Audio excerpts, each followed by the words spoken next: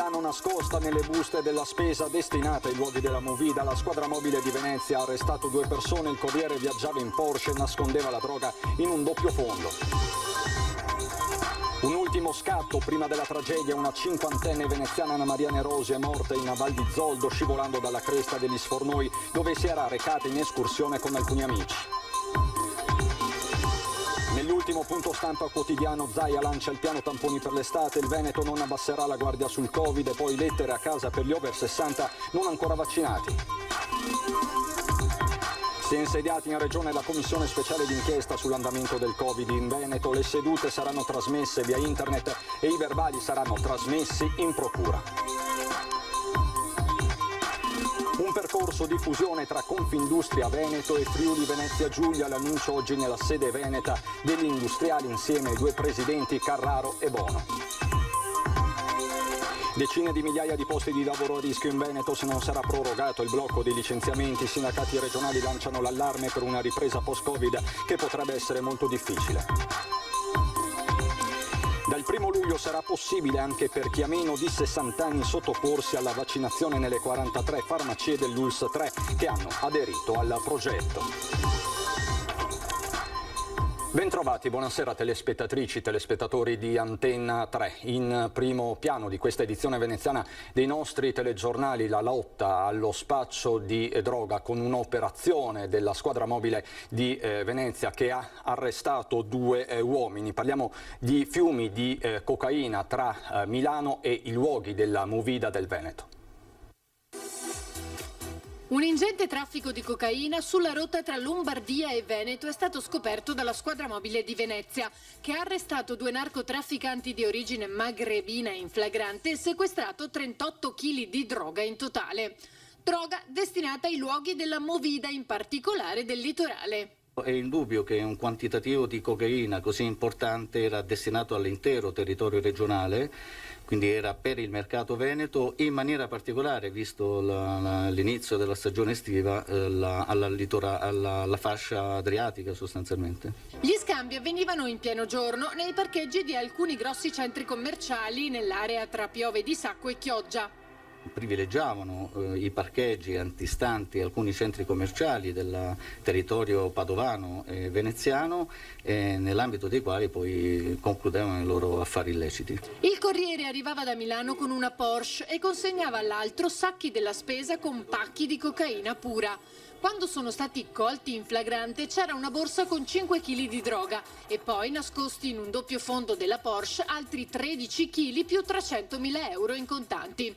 Ulteriori indagini hanno permesso di localizzare il punto di partenza della Porsche, un capannone a Milano dove la polizia ha trovato altri 20 kg di cocaina e soldi. Facciamo una stima che è quella che ha come punto di riferimento il mercato attuale, e parliamo di sostanze che poi viene concretamente venduta dopo essere stata lavorata, ma è un volume che può girarsi tranquillamente intorno ai 5 milioni di euro la roba sequestrata.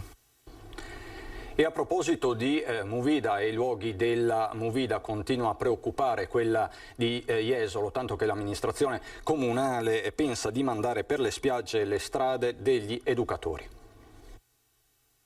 Si ubriacano, si picchiano, rompono bottiglie, lanciano sedie e tavolini. La movida a Jesolo, dopo la riapertura dei locali e la ripresa della vita sociale, sta creando malumori fra turisti e residenti, oltre a preoccupare il sindaco Valerio Zoggia. Non si può andare avanti così tutti gli anni il stesso discorso. Vivono con la macchina piena di birra e quant'altro, non saprei cosa dirle. Situazione difficile. Molto difficile. I rinforzi delle forze dell'ordine sono arrivati lo scorso fine settimana, ma la preoccupazione rimane. Le criticità aumentano dopo che i controlli da una certa ora diminuiscono. Le forze dell'ordine verso le 2:30 non ci sono più.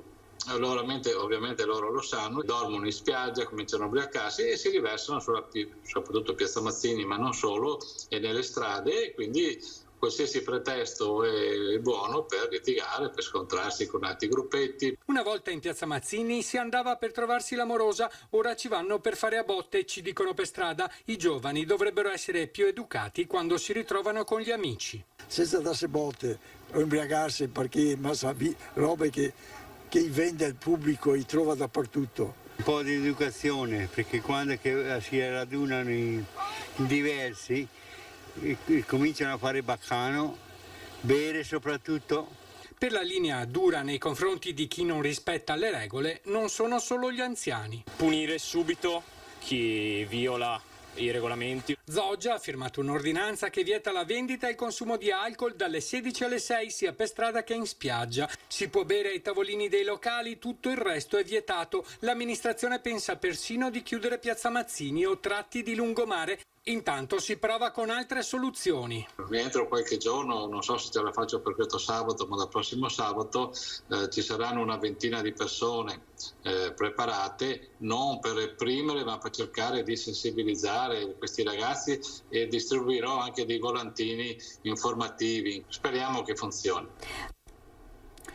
Oggi a Marghera, all'unità di crisi, l'ultima conferenza stampa del governatore Luca Zaia, che comunque ha lanciato il piano tamponi per l'estate, poi lettere a casa per gli over 60 non ancora vaccinati. Noi non abbassiamo la guardia e proprio ieri abbiamo approvato in giunta un piano di tamponi, ma non solo, feroce. È l'ultimo punto stampa quotidiano di Zaia, non un addio, piuttosto un arrivederci, sottolinea il governatore, ma la battaglia del Veneto contro il Covid è tutt'altro che finita, anzi. La situazione contagi grazie ai vaccini conferma il ritorno alla normalità ed è ufficiale lo stop alle mascherine all'aperto dal 28 giugno con la firma del ministro Speranza. Ora però, oltre all'appello sempre valido di non abbassare la guardia, c'è da approfittare dei mesi estivi per stanare il virus, tutt'altro che scomparso, e non trovarsi impreparati in autunno. Parola d'ordine, tracciare. 30.000 tamponi al giorno, da farsi a prescindere, con tanto di target per ogni ULS, che poi vedremo la tabella, sono 29.114 per essere esatti. 29.000 è il punto di partenza, non di arrivo. Alle ULS chiediamo di andare in spiaggia, di andare nelle sagre, di andare nelle aziende, di andare dove ci sono i supermercati, cioè facciano loro, ma a fine giornata ci devono portare i tamponi. Potenziata anche la sequenziazione del virus con l'istituto zooprofilattico che diventa centro regionale. La novità è che la procedura sarà attuata anche dalle ULS, le prime Venezia, Treviso, Vicenza e Verona. L'arma principale resta il vaccino e la sacca di resistenza degli over 60 va affrontata di petto, anche con le lettere. Ultima chiamata diretta. Facciamo un trattamento personalizzato, un abito sartoriale a chi ancora non si è fatto vivo.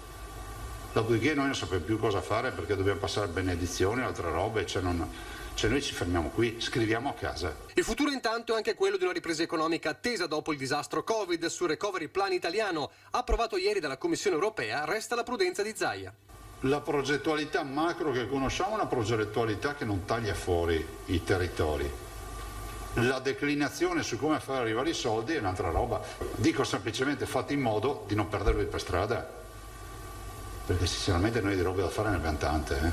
Ma è tempo anche di ripensare a un anno e mezzo di guerra e il tempo dei grazie. Se non avessi avuto questa passione, questo amore per il Veneto, non avrei dedicato 300 giorni tutti i giorni a dire ai veneti tutte le novità del coronavirus. Se dovessero dare una laurea honoris causa a un popolo per il coronavirus, devono dare i veneti. E poi grazie alla sanità, all'informazione di TV locali e giornali, strumenti cruciali per la comunicazione dell'emergenza. E ancora i bimbi, per i quali il punto stampa era anche un momento di leggerezza con i disegni mandati a Marghera. Saluto e ringrazio tutti i bimbi che continuano a scrivere, li tranquillizzo sul fatto che abbiamo la mostra pronta da ottobre, abbiamo migliaia di disegni, faremo la mostra su tutti i capoluoghi di provincia, compreso Vo. Uno dei simboli del rapporto con i bimbi in questi mesi è stato quello dei pulcini che lo scorso anno in piena pandemia furono donati al governatore. La promessa di allora è stata mantenuta. I pulcini sono diventati adulti e dall'Istituto Enologico di Conegliano sono arrivate le uova di quegli animali. Abbiamo iniziato con la vita e richiudiamo con la vita. Intanto proprio in Regione si è insediata la Commissione speciale d'inchiesta sull'andamento del Covid in Veneto. Le sedute saranno trasmesse via internet e i verbali saranno trasmessi in procura. Prima seduta a Palazzo Ferrofini a Venezia della Commissione speciale d'inchiesta sull'andamento in Veneto del coronavirus. È composta da 10 consiglieri regionali di maggioranza e 5 di opposizione. La commissione speciale sarà presieduta dalla consigliera del Partito Democratico e vicepresidente del Consiglio regionale Francesca Zottis, votata a larga maggioranza, e avrà tra i propri compiti l'accertamento delle cause e le eventuali responsabilità che hanno influito sull'andamento della pandemia, in particolare nella seconda ondata. Da una parte chiarezza piena, senza indugi, e dall'altra la costruzione comunque anche di una visione e di prospettive future attraverso quelle che saranno le audizioni, quelle che saranno anche le consultazioni che sono già previste nel provvedimento che era stato votato dall'Aula e che condivideremo eventualmente ulteriori audizioni e consultazioni con i membri della Commissione stessa. In audizione saranno ascoltati tra gli altri il Presidente della Regione e l'assessore alla Sanità, i direttori generali delle ULSS e di Azienda Zero, i direttori delle RSA e delle case di riposo, rappresentanti dell'OMS, nonché virologi ed epidemiologi di chiara fama e comprovata esperienza. Saranno sedute in streaming per chi vorrà seguirci e poi tutti i verbali verranno mandati in procura come da indicazione del Presidente Zaia. Avremo modo così tutti insieme di rivedere questo periodo difficile per la nostra regione alla luce di tutti i dati che potremo e che riusciremo ad avere in mano. C'è un'importante comunicazione di servizio, perché dal 1° luglio sarà possibile anche per chi ha meno di 60 anni sottoporsi alla vaccinazione nelle 43 farmacie dell'ULSS 3 che hanno aderito al progetto. Ogni settimana avranno a disposizione 30 dosi di Moderna da utilizzare per le persone delle fasce d'età più basse, quindi dai 12 ai 59 anni. In una prima fase sarà possibile aderire rapportandosi direttamente con la farmacia. Prima di prenotare è possibile consultare l'elenco delle farmacie aderenti sul portale dell'ULSS 3. Importante anche per la verifica dei requisiti di base. Possono infatti essere vaccinati in farmacia solo le persone che non rientrano nella categoria dei soggetti estremamente vulnerabili e che rispondano a particolari requisiti. La cronaca ci porta ora sul solito tratto maledetto della 4 all'altezza di San Stino di Livenza, ennesimo incidente e ancora caos.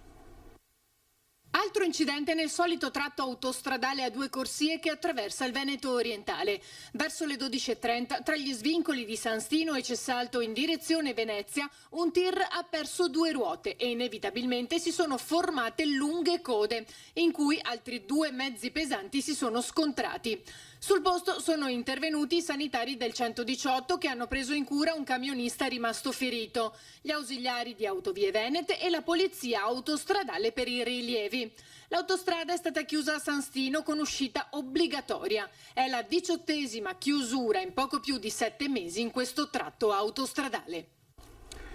Un ultimo scatto prima della tragedia. Una 50enne veneziana, Anna Maria Nerosi, è morta oggi in Val di Zoldo, scivolata dalla cresta degli Sfornoi dove si era recata in escursione con alcuni amici. La donna viveva a Erto e Casso, dove aveva aperto un B&B dopo aver vissuto a lungo nel veneziano. Poco prima del dramma aveva postato sulla sua pagina Facebook un selfie. L'allarme è scattato poco prima delle 14, quando la centrale del 118 è stata allertata dai compagni. I 3 amici si trovavano nelle vicinanze della Cima di Mezzo quando la donna ha perso l'equilibrio ed è precipitata. L'elicottero del SUEM 118 di Pieve di Cadore ha individuato velocemente il punto in cui si trovavano i 2 uomini e si sono abbassati sul verticale. Hanno quindi scorto il corpo della donna a 150 metri più in basso. Per la veneziana non c'era più nulla da fare. Lotta al riciclaggio e alle infiltrazioni della malavita organizzata. Sono queste le priorità delle Fiamme Gialle di Venezia, che oggi hanno celebrato i 247 anni della fondazione del corpo. Ancora di più oggi, in uno scenario post-pandemico, il contrasto alla criminalità organizzata ed economico-finanziaria rappresenta un'attività di rilevanza assoluta per la Guardia di Finanza del Veneto e del Triveneto. A Venezia, il 247° anniversario di fondazione della Guardia di Finanza è stata occasione per tracciare un bilancio del 2020, dei risultati conseguiti e delle nuove sfide. Quello che ci preoccupa è il fenomeno delle attività che si succedono in modo frenetico sul piano formale attraverso questo sistema delle partite IVA apri e chiudi, associate con l'utilizzo massivo e sistematico delle fatture false che consentono ad organizzazioni criminali di inserirsi fondamentalmente in tutti quanti i settori dell'economia. Il valore del riciclaggio accertato dalla Guardia di Finanza nel 2020 in Veneto è di quasi 193 milioni di euro, attraverso 57 indagini che hanno portato a 242 denunce per riciclaggio e autoriciclaggio. In una realtà così dinamica, in un'economia così evoluta e soprattutto in un'economia a ciclo così breve come può essere il turismo a Venezia, il rischio c'è, esiste, e noi siamo indotti a fare tutto il possibile per cercare di contrastare questo fenomeno. Nel 2020 la Guardia di Finanza del Veneto ha eseguito quasi 30.000 interventi ispettivi e più di 3.000 indagini. Il riscontro di 800 reati fiscali ha portato a 1.200 denunce e 18 arresti. Il nord-est è la porta di accesso di importanti volumi di traffico commerciale e di affari con l'Est Europa e attraverso l'Est Europa anche con l'Oriente. Oltre ai confini geografici esistono però altri confini che vanno monitorati. Certe organizzazioni criminali di matrice straniera trasferiscono centinaia di milioni di euro al di fuori del nostro territorio senza far neppure transitare un centesimo di questi soldi attraverso le banche o meglio attraverso il sistema finanziario nazionale ed europeo. Avviato oggi a Venezia un importante percorso di fusione tra Confindustria Veneto e Friuli Venezia Giulia. Entro 2 anni le confederazioni degli industriali di Veneto e Friuli Venezia Giulia si uniranno in un'unica Confindustria. L'hanno annunciato i presidenti Carraro e Bono lanciando il progetto di aggregazione delle territoriali regionali del nord-est. L'obiettivo è quello di superare i confini amministrativi regionali per connettere in modo più efficiente le realtà produttive che già operano con filiere interdipendenti e integrate. Il momento richiede che il Paese si unisca per raggiungere obiettivi che sono fondamentali per fermare il declino e ripartire alla grande. Noi lavoriamo per i nostri imprenditori, ci spendiamo per i nostri imprenditori, stiamo andando incontro ad un modello di rappresentanza più vasto, ma all'interno del nord-est, raccogliendo le specificità dei singoli territori e mettendole a fattor comune. L'area del nord-est è un territorio omogeneo all'interno del quale attuare la sperimentazione di forme sovraterritoriali del sistema di rappresentanza per la definizione di linee di condotta comuni. Nel progetto, assicurano i 2 presidenti, non ci saranno preclusioni. Confindustria Nord-Est, dicono, sarà aperta a Emilia-Romagna, Trentino e Alto Adige, ma la scelta deve essere ragionata. Quello che non possiamo fare, che noi è un messaggio che lanciamo alla politica e anche alle imprese e anche al sindacato, non possiamo noi mantenere, anche perché abbiamo bisogno di manodopera, di tecnici, non li possiamo mantenere per tanto tempo in cassa integrazione, bisogna creare un sistema che consenta alle aziende in crisi di superare. Il recovery plan potrebbe essere la possibilità per il Paese di fare un passo avanti. C'è una grande voglia di ripartenza, c'è un governo che sembra impegnato, che sembra efficiente, che sembra che abbia voglia così anche e deve farlo, di intervenire al di fuori del recovery plan su alcuni fattori di competitività del Paese, quindi così da parte mia c'è assolutamente ottimismo. E questo mentre i sindacati lanciano l'ennesimo allarme sullo sblocco dei licenziamenti. Sentiamo.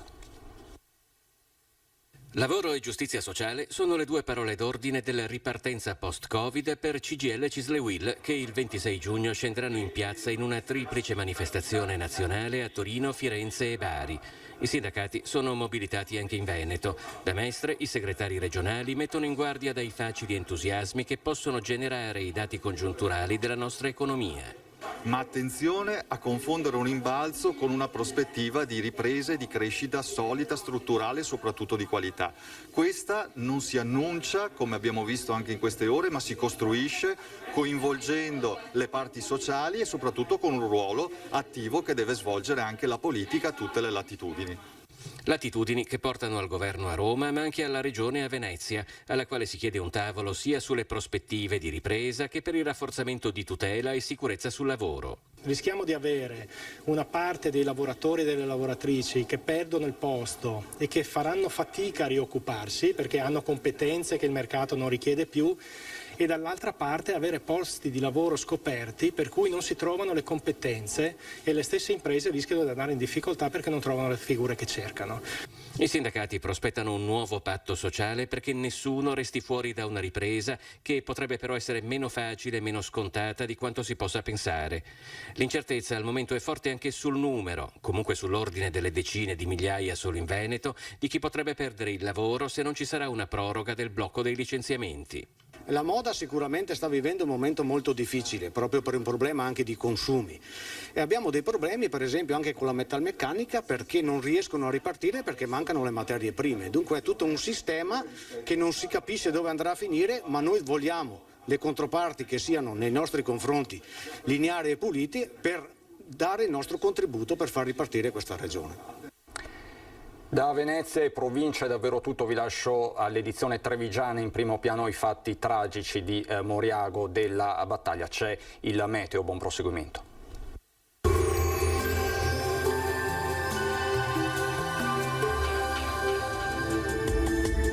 Bentrovati al meteo.